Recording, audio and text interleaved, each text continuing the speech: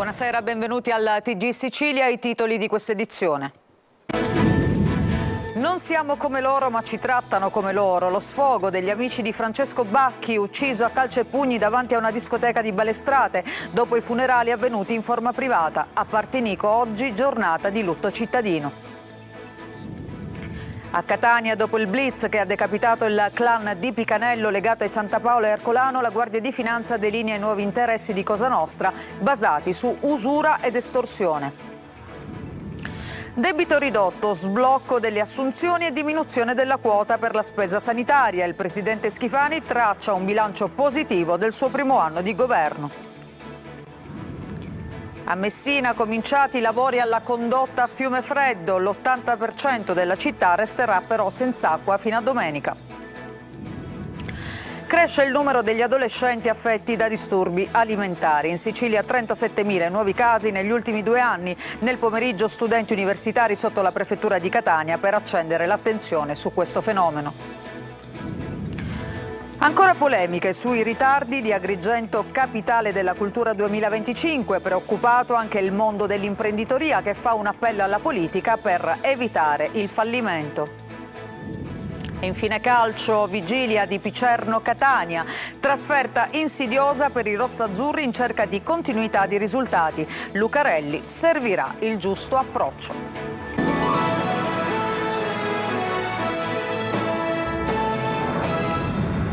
Ancora ben trovati. In primo piano l'omicidio a Balestrate. Oggi il funerale in forma privata di Francesco Bacchi. Gli amici del giovane dicono è stato impedito il nostro saluto. Lo hanno scritto in una lettera. A Partinico giornata di lutto cittadino. In serata una fiaccolata invece per dire no a ogni forma di violenza. Marco Gulla. Noi non siamo come loro, ma siamo stati trattati esattamente come loro, anzi peggio, data l'attuale situazione.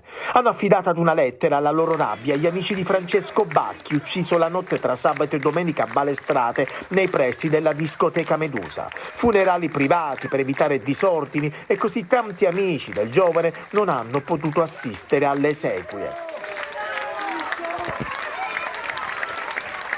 Ciccio è stato ucciso 2 volte, si legge, una volta da quell'essere immondo e la seconda volta dallo Stato, che ancora una volta ha voluto manifestare la sua forza approfittando della morte di un 19enne per scopi alquanto personali. Avete privato lui, si legge nella lettera, dell'essere salutato per come meritava, visto il ragazzo meraviglioso che era, e avete distrutto ancora di più la sua famiglia, noi amici e tutte le persone che lo amavano, non permettendoci di vivere il dolore in santa pace. L'autopsia eseguita ieri sul corpo di Bacchi ha certificato che devastanti sono risultati i traumi al collo e al torace, mentre i traumi in testa potrebbero anche essere frutto della caduta.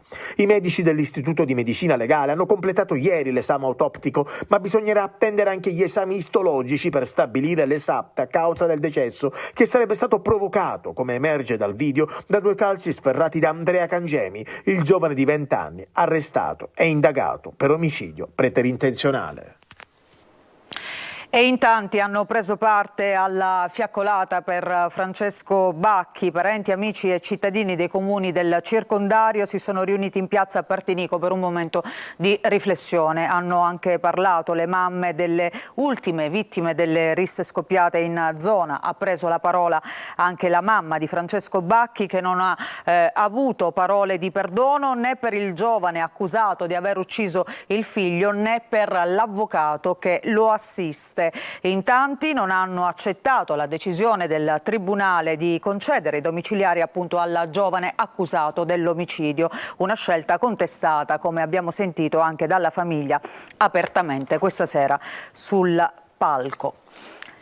I giudici della seconda sezione della Corte d'Assise di Palermo hanno condannato all'ergastolo Salvatore Fernandez, reo confesso dell'omicidio di Giuseppe Incontrera, avvenuto alla Zisa a giugno del 2022. Accolta dalla Corte la tesi della Procura, che ha ribadito l'omicidio Incontrera è stato un delitto premeditato. Secondo la ricostruzione dei pubblici ministeri, Fernandez pedinò Incontrera, attese che scendesse da casa e gli sparò in via principessa Costanza. Una vendetta perché in Contrera, noto secondo l'accusa per i suoi metodi violenti, aveva maltrattato uno dei figli dell'imputato dopo il furto non autorizzato di un motorino. L'avvocato di Fernandez ha comunque preannunciato la presentazione dell'appello.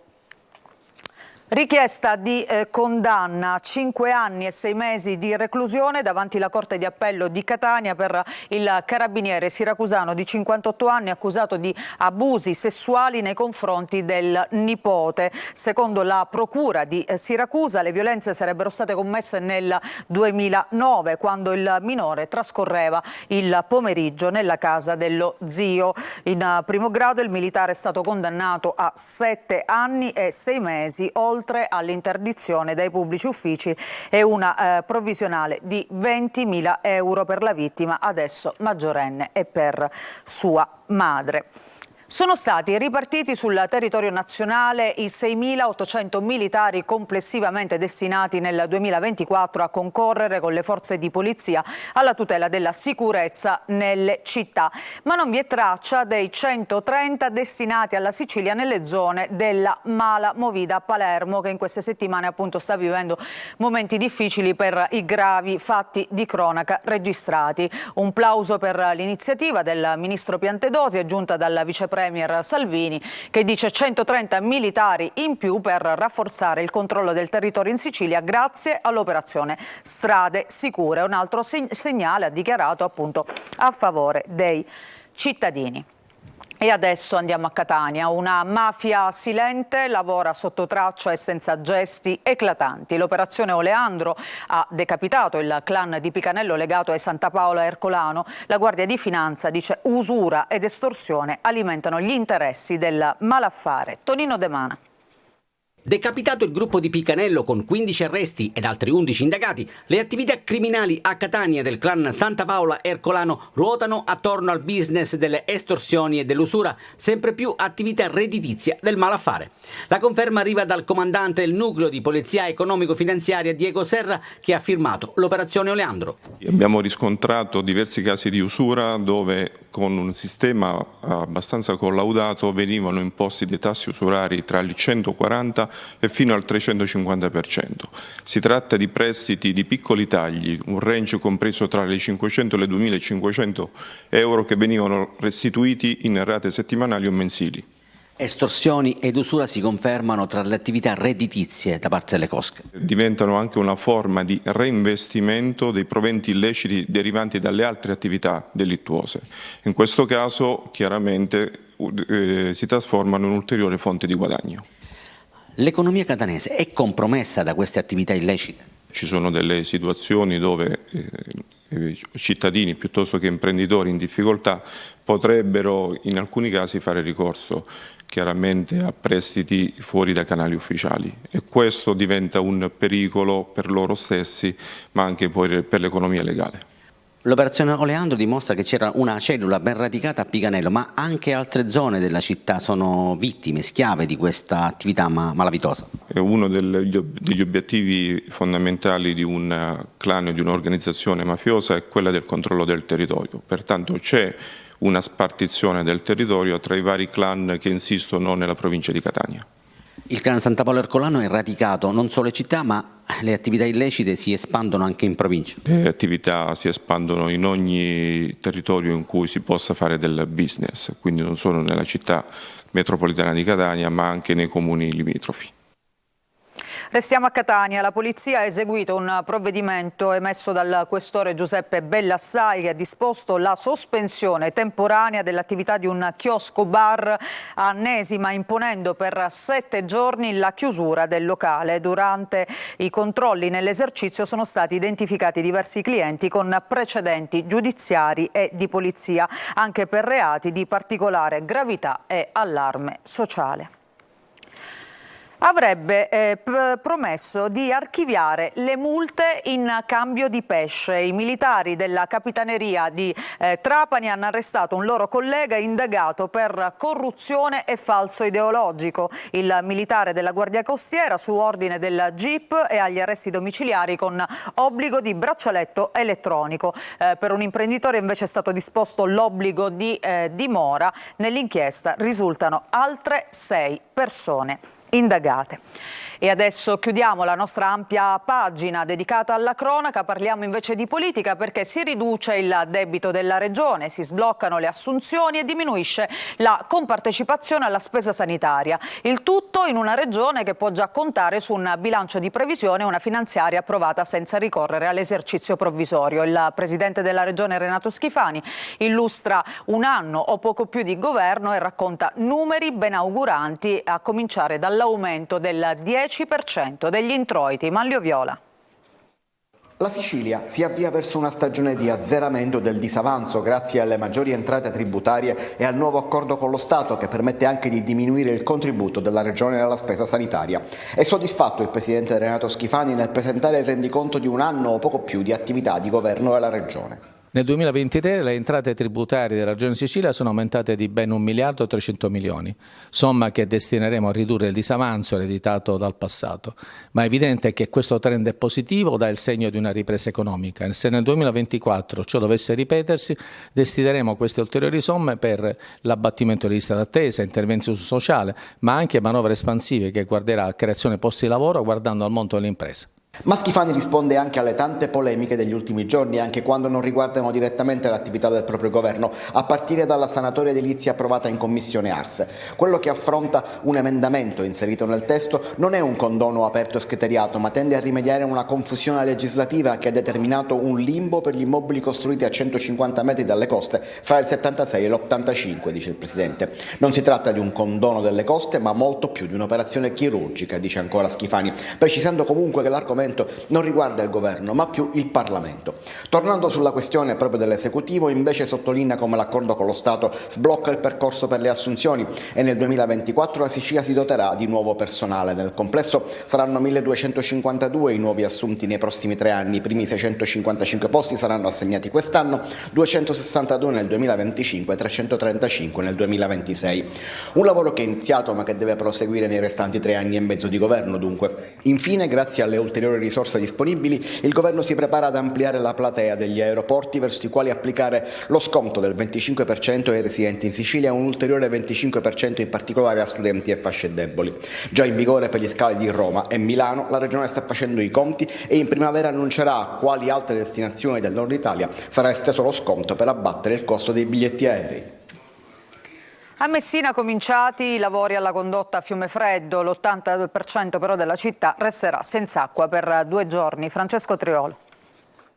Per almeno 48 ore l'80% delle abitazioni di Messina resterà senza acqua. È stato interrotto questa mattina alle 4 il flusso idrico che dall'acquedotto di Fiumefreddo alimenta la città, così da poter dare il via ai lavori alla condotta che dureranno sino all'alba di domani. Ma per il ripristino dell'erogazione completa occorrerà attendere almeno sino a domenica sera per le zone della città tra il centro e la Riviera Nord, perché l'acqua verrà reimmessa nella condotta pian piano in pressione fino a quando, dopo le verifiche sul perfetto funzionamento, arriverà ai grandi serbatoi di Amam. Questi a loro volta potranno far ripartire la distribuzione alla città solo quando si saranno nuovamente riempiti. Questi lavori sono fondamentali perché stiamo intervenendo su una condotta realizzata negli anni '80 in cui non si è mai intervenuto e quindi sono lavorazioni che occorre fare e bisogna farle assolutamente con il distacco dell'acqua, quindi purtroppo creiamo un disagio, ma è sicuramente per avere un miglioramento nel futuro. La ditta ci sta confermando che siamo nei tempi, quindi entro le 24 ore finiranno l'intervento e quindi inizieremo poi con l'erogazione sabato pomeriggio per poi proseguire domenica e arrivare domenica sera ad avere una regolare distribuzione. Sono oltre un centinaio i tecnici impegnati sui fronti ai lavori all'altezza di Fiumefreddo, del torrente Savoca e di Fiume di Nisi, 10 gli interventi programmati, più altre 7 operazioni minori su impianti e reti e quello più complesso del serbatoio Monte Santo, dove dovranno essere sostituiti 15 metri di tubazione, predisposto un piano straordinario di supporto ai cittadini con autobotti mobili e di punti fissi di rifornimento. A soffrire di disturbi alimentari sempre più adolescenti. In Sicilia 37.000 i nuovi casi negli ultimi 2 anni. Le famiglie sono costrette a viaggi della speranza per mancanza di strutture assistenziali. Questo pomeriggio sit-in degli studenti universitari sotto la prefettura di Catania per accendere l'attenzione su questo grave fenomeno. Giusy Lazzara. Anoressia, bulimia, binge eating, disturbi alimentari che travolgono sempre più giovani. Secondo i dati del Ministero della Salute, ad ammalarsi sono i ragazzi sotto i 14 anni. Negli ultimi 2 anni l'aumento è stato del 30%, in Sicilia 37.000 i nuovi casi. E oggi pomeriggio anche a Catania, come in altre piazze italiane, i presidi per accendere l'attenzione sul fenomeno, con le testimonianze di chi sta soffrendo di questi disturbi. Avevo 17 anni, questo perché solitamente l'età d'esordio si attesta durante l'adolescenza, ma sappiamo che da dopo la pandemia il numero di malati di questi disturbi si è abbassato rovinosamente, andando a colpire bambini. E non solo l'età si è abbassata, ma sono tantissimi adesso i maschi, i ragazzi che si ammalano di queste patologie. La Regione resta comunque ultima per offerta assistenziale. 7 i centri dedicati, 3 i day hospital e nessuna struttura di accoglienza.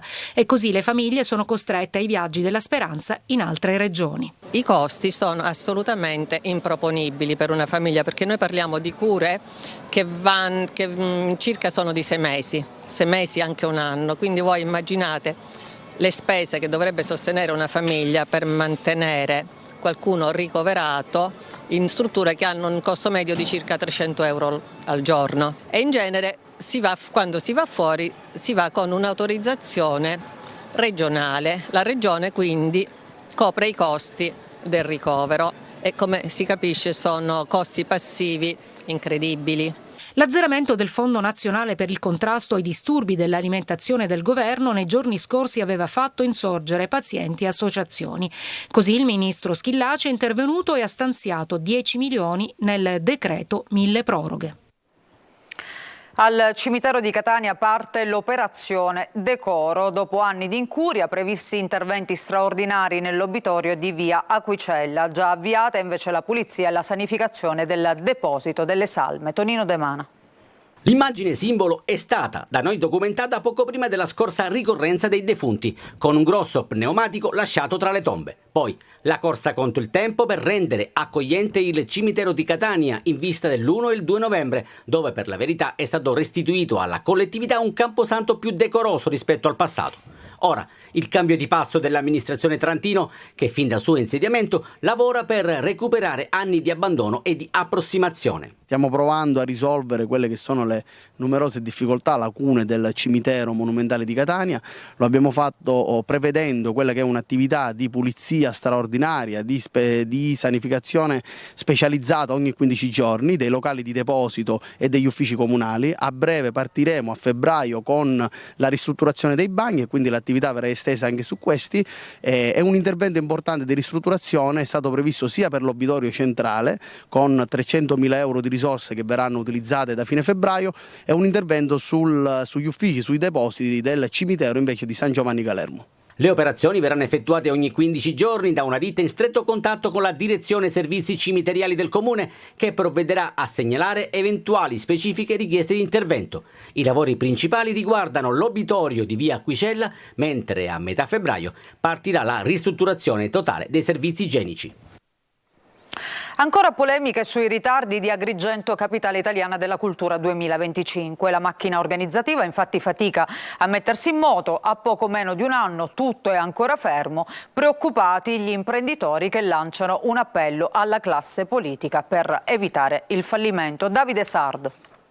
L'attuale condizione di stallo in cui versa l'ambizioso progetto di Agrigento Capitale Italiana della Cultura 2025 preoccupa e non poco anche gli imprenditori agrigentini.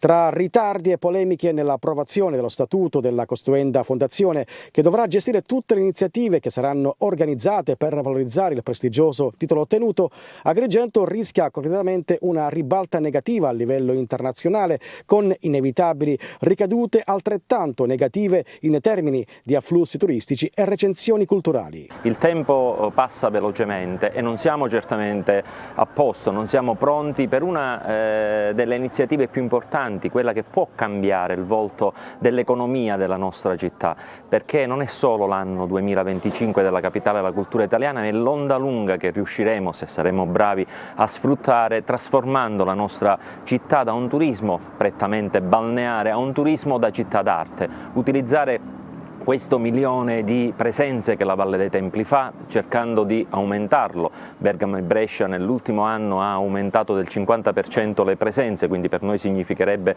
un risultato di almeno 500.000 presenze in più. Il dossier di candidatura prevede opere in corso da realizzare per un totale di 150 milioni di euro, con l'obiettivo di incrementare le presenze turistiche del 30% rispetto al 2019. Ad Agrigento nessun cantiere è stato ancora avviato e Vittorio Messina si rivolge alla classe politica. Un appello dunque alla politica, soprattutto all'amministrazione comunale, che si attivi prima possibile, che metta e dia le possibilità e le condizioni per poter sviluppare Agrigento capitale della cultura. Anche la stampa nazionale ha puntato i riflettori su Agrigento 2025, paventando il rischio flop a causa dei gravi ritardi e delle tante critiche insorte intorno alla macchina organizzativa.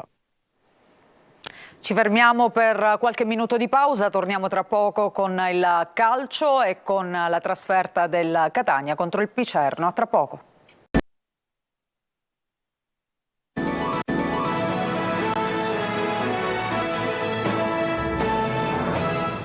Seconda parte del nostro giornale, adesso il calcio, entrare subito nella mentalità di una partita difficile e complicata, lo chiede Cristiano Lucarelli alla sua squadra in vista della trasferta di domani del Catania a Picerno. Francesco Triolo.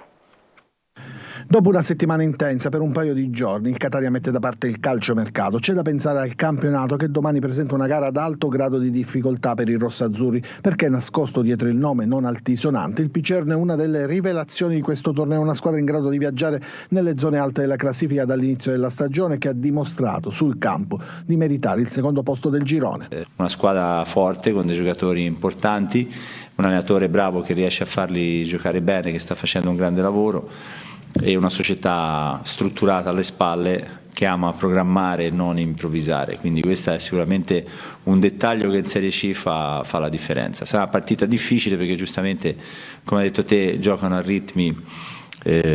sempre a ritmi importanti, lo fanno ancora di più quando giocano in casa. Noi dovremo essere bravi a entrare subito nel contesto di quel campo, di quella struttura. Poche indicazioni sulla formazione, anche considerare Di Carmine e Costantino punti fermi. Per Lucarelli è riduttivo perché ha detto devono esserlo tutti. Il 4-2-3-1 o la difesa a 3 sono i moduli che il tecnico sta provando. Per la gara di domani non avrà Bois, che non ha recuperato, e Rapisarda ha svolto solo ieri il primo allenamento, quindi è da valutare. Il calcio d'inizio di Picerno Catania alle 16:15, ma su Telecolor dalle 15:45 partiranno 3 ore live con diretta stadio, collegamenti dallo stadio Curcio, analisi, le interviste post partita in anteprima ed i vostri commenti via WhatsApp al numero 342 77 12 855. Questo era il nostro ultimo servizio di questa sera, grazie per averci seguito, una buona serata a tutti voi.